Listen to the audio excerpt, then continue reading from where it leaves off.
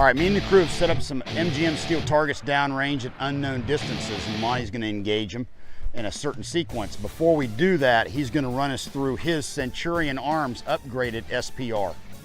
Monty, take it away.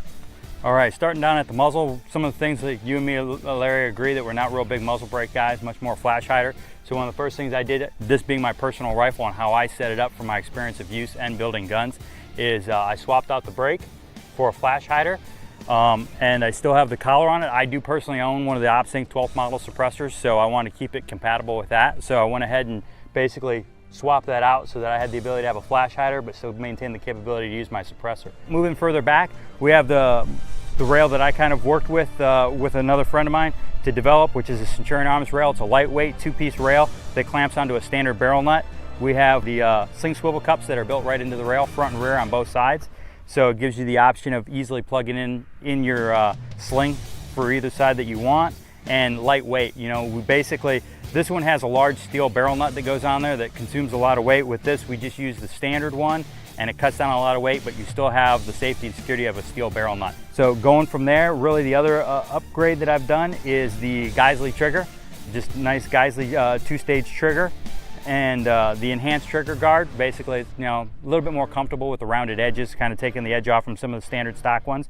And I'm just now playing with the BG17, the Tango down grip, and I'm happy with. And really didn't do anything to the stock, you know, to be honest with you. There's a lot of other stocks out there, but I'm real happy with the A1. For me, it just happens to be the right length, and those are pretty much my upgrades. All right, so here's what's up next. We've got the steel targets downrange, different distances. Monty's gonna have to engage the one I call out in the exact order I call out, and he's gonna have to range it to the target on his own. It's one of the differences you see in between a sniper team, which has a spotter, and a designated marksman or somebody using an SPR. In a lot of cases, they have to range to the target and make the call on the spot on their own. All right, Monty, first target up is the MGM steel target in the middle of the grass field here. So whenever you're ready, you're cleared hot.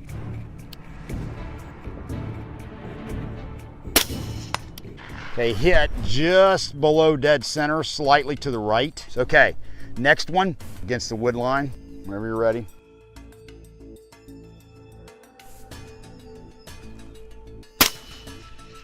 Hit right in the head, and it dropped it, but you had it right between the running lights. What did you range that one at?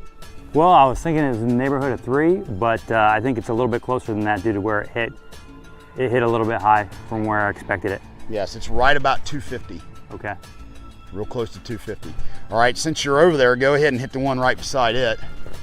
Hook that guy up.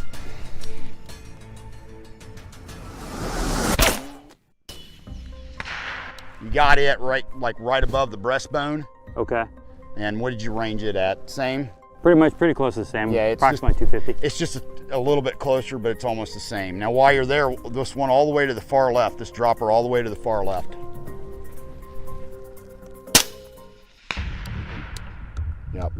You got it dead center. And what did you range that at? I was thinking that was a little further than the others, but I think it was a little bit off. Yeah, right, correct. And it's a little optical illusion here because you look at the wood line, that one's actually 230, technically a little bit closer than those. But the angle and the way it looks along the way the tree line is running, yep, kind of gives that optical illusion that it's a little bit further. Yep.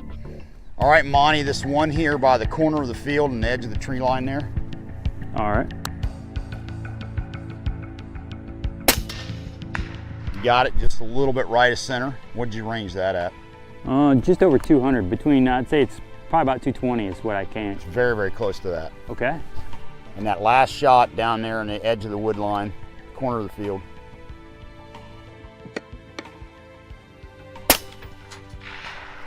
All right, Monty, good shot on the last one. Did you get it about 275? Yes, that's exactly real close. I got a good trace here, especially with this humidity today, a real good trace.